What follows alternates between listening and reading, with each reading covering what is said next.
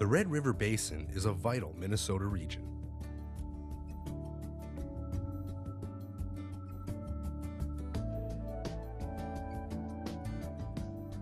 Damage from flooding threatens the sustainability of the region's economic base, water quality, and natural resources.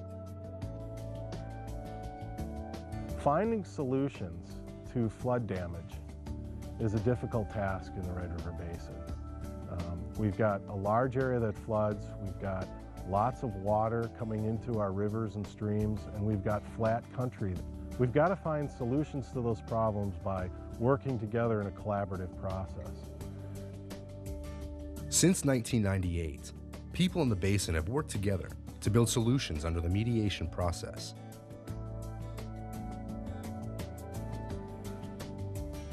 This process has clear goals for flood damage reduction and natural resource enhancement. After 10 years, this work is bearing fruit. A primary approach in reducing flood damage is to strategically hold water where it falls by creating impoundments. I'm standing on the west embankment of the Brant Impoundment located approximately 14 miles north of Crookston, Minnesota. This project was constructed as part of the flood damage reduction effort in the valley to help alleviate flooding downstream. The watershed approached me about 3 years ago to see if I would be interested in letting me use this piece of property for their impoundment. Downstream flooding that was going on, and we needed to try to alleviate some of that flooding, and this was one of the sites that they had picked to store some water. This spring, this whole area was underwater. We just about maxed out the capacity of the impoundment because it was about within inches maybe of going over the spillway.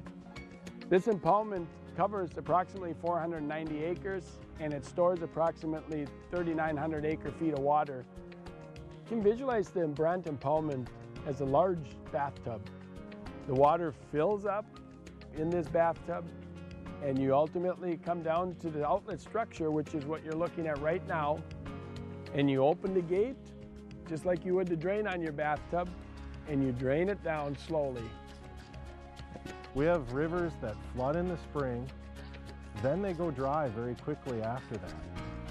If we strategically put these impoundments in place and we meter out the flow over a longer period of time, we can add flow or water to the streams downstream, which is creating habitat for fish.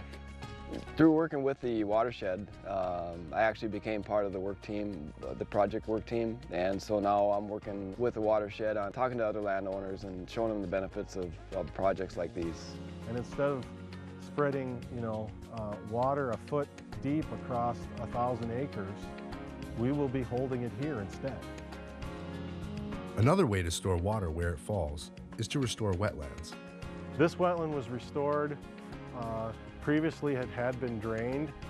It's now an area that not only stores water, reduces flood damages downstream, it also provides a tremendous amount of wildlife habitat for birds, waterfowl like ducks and geese. We're also interested in both setting aside lands that are particularly vulnerable to flooding, those lands close to rivers and streams in particular, and that's where stream restoration fits in. Several years ago, this channel was straightened. It used to meander. Over the years, we always had flooding problems, and the channel would continuously change its flow, and we would lose crop every year. After a rain event, since this was reestablished, the water stays in this little meandering channel and doesn't break out into the field. We really didn't lose any farmland because you could never count on getting a crop there anyway. Every time we'd get a rain event of any size, it would flood. Just like we have roads that have a right-of-way, this is basically taking a river or stream and giving it a right-of-way. So that within that right-of-way, it allows water to flow even in higher flood events without damaging productive agricultural lands. Stream restoration is taking place throughout the Red River Basin. Water storage and stream rehabilitation are two approaches in reducing flood damages. Other effective ways are to buy out properties at high risk or protect them with ring dikes or levees. More than 200 ring dikes and community levees have been built in recent years, with more being developed each year for high-risk homes, farmsteads, and communities. We also have a great opportunity to build water quality improvement features into these projects. We have serious problems with turbidity in the Red River Basin.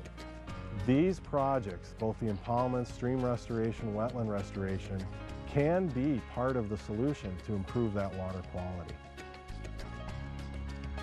A lot of our biggest erosion problems are during flood events. If we look at each of the major tributaries and how much sediment they may be contributing to the main stem of the Red River. We do a lot of monitoring in the basin here, and it's a coordinated effort between a lot of entities. We have a River Watch program that we work with high school students as citizen scientists that use the same equipment as we do and get good, valuable, scientifically sound information that we can make decisions on and to give us an idea of what our stream quality is. Flooding has been a problem up and down the Red River Valley for decades and decades, and it's not going away anytime soon. But we hope that at some point we can reduce the damages that we're seeing presently. Moving forward is not without challenges. Some of these challenges include public acceptance, getting permits, loss of conservation lands, changing climate conditions, funding, and increased demand for draining floodwater, which moves the problem downstream to others. We are taking a systematic and planned approach to find solutions to problems here so that we have projects that are built that not only reduce flood damages, but they enhance natural resources. And in the long run, that's going to make the Red River Basin a better place to live.